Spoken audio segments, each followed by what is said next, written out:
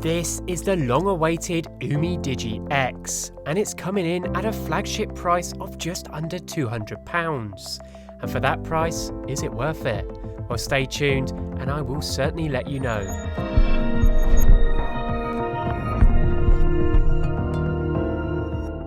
So Umidigi have been known for bringing out some quite impressive spec'd out phones for an affordable audience. And I won't lie, on first glance, this looks like one of them.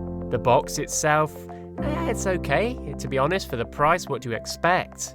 Most of these affordable phones come with the basics. Umidigi are always known for throwing in a phone case, so there can't be any complaints there. Inside you get a Type-C charging, and with a 4150 mAh battery, you can certainly have plenty of battery power to play with. I used this throughout a week, and with honest feedback, by the time I got to about 10 PM, the battery was just about hitting 15%, and that was with adequate usage. So let's be honest, there's not much to grumble about. Not to mention, you do have a fast charging support, so you will get a full battery in less than 1 to 2 hours. The design of the phone is actually really nice. It comes in this flame black or almost an electric blue. One thing that is surprising is the feeling in hand. The device feels solid and of high quality. There is no skipping on cheap materials and the overall construction. Where this phone clearly stands out is its screen. With a 6.3-inch AMOLED display with 100,000 to 1 contrast ratio, visuals are fantastic and overall quality is certainly very desirable from a phone of this price range. If you haven't found out so far from your research, the screen has a built-in fingerprint scanner. This makes for quick and easy unlocking, and to be honest, it's of a very high speed. Sometimes you get the odd flick where it just won't do it, but nevertheless, it's a great feature that most phones haven't implemented yet. For the price, the processing power is pretty good.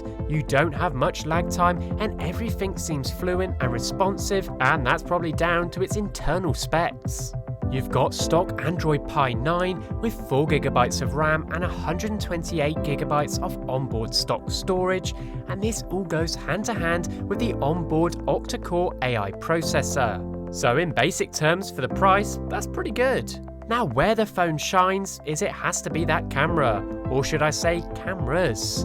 On here you have a triple 48-megapixel ultra-wide camera. You can go from 78 to 120 degrees. Pictures are truly stunning. They don't lack any colour or contrast. They're not up there with some of the iPhones and Samsungs, but for the price, once again, you can't deny they're pretty good.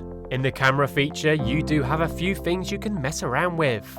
Ultra-wide angle mode, steady handheld night photography, AI scenes detections, ultra-wide angle edge distortion correction, face recognition, and to be honest, that's only to name a few because I was getting kinda bored. Like I said, as you can see, videos, photos, and even that front 16-megapixel camera is pretty good.